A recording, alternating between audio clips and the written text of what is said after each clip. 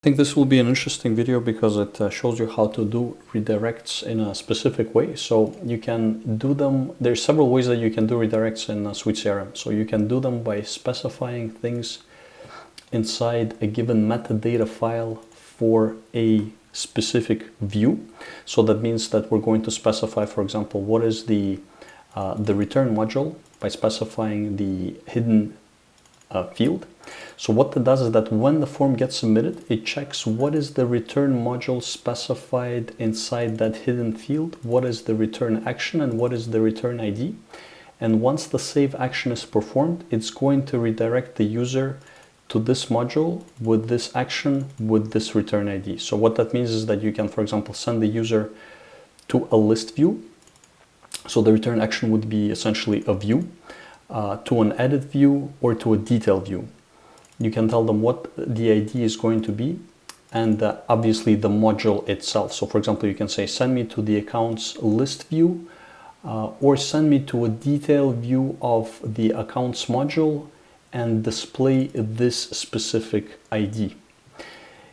Another way to do it is you can basically specify the parameters inside the request. So what that means is that we would essentially be creating a custom view, and inside that custom view file we're going to define what the return module, return action, and the return ID is going to be by placing it inside the request.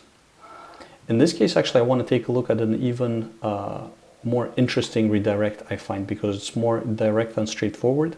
And this also has to do with performing the redirect inside the custom edit view. So step one would be to create your custom edit view. There's a different video that explains the process. So in this case, I have a very simple edit view file called view.edit.php. And as always, you're going to be putting your custom views inside the custom modules, name of your specific module, views folder, and view.edit.php. So if you don't have the views file, you would create it and then you would put it inside this file. What you want to do is grab the copy of this file and from the original folder that it's found in. So that is going to be, in this case, this one. Or actually, you know what? I apologize. Never mind. I was talking about the metadata files. So for the custom edit view, there's a separate video that explains the process. We're not going to get into it now, but it's basically just gives you an example. So this is the custom edit view file that was created. Then we're going to have a function, a method here called pre-display. So inside the pre-display method, what you're going to do is you're going to you actually have to define, you have to build up your edit view object in order to display that edit view. So if you're missing this part here, this is not going to work, it's going to fail. So in my case, what I'm doing is I'm performing a check. So I have a bit of a complex setup here, but essentially what happens is that when we get to the edit view, this custom edit view file is going to fire up. So it's going to get executed. And what it's going to do is going to go to the pre-display and then it's going to perform a check. So if a specific parameter is set, in this case, I'm looking for the record ID, then, if it's not set, then I want to display like a regular edit view, right? So that's essentially what I'm doing here. In this part, I don't actually even need it. So I'm going to display the regular edit view. If, on the other hand, I do have a record ID, I'm going to redirect the person. So in this case, I'm doing it with a function, but you can just do it much more straightforward. You can just basically specify it using the header. So directly inside the header, you're sending the person to the right place.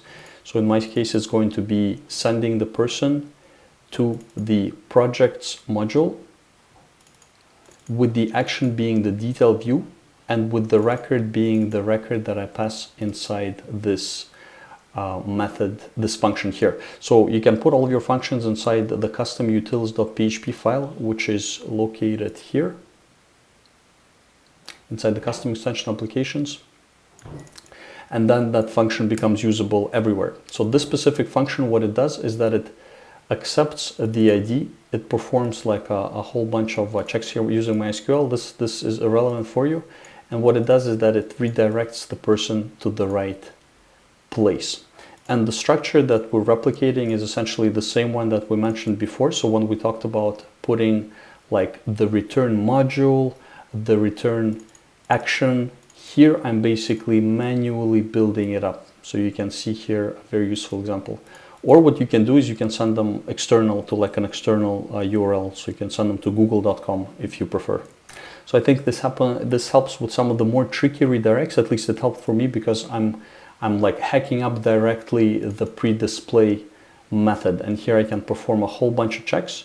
And then depending on what I get as the, like what these checks return, then I'm going to redirect the person accordingly. In this case, using this custom function here. If you found the video helpful, please do subscribe. I'll be making more of these at least for the next year or so, because I'm working on a fairly large project. If you have any questions, please do let me know, and leave a like if you don't mind. Like that, I can see that people are enjoying the work and that they find it useful. Thank you so much and have a great day.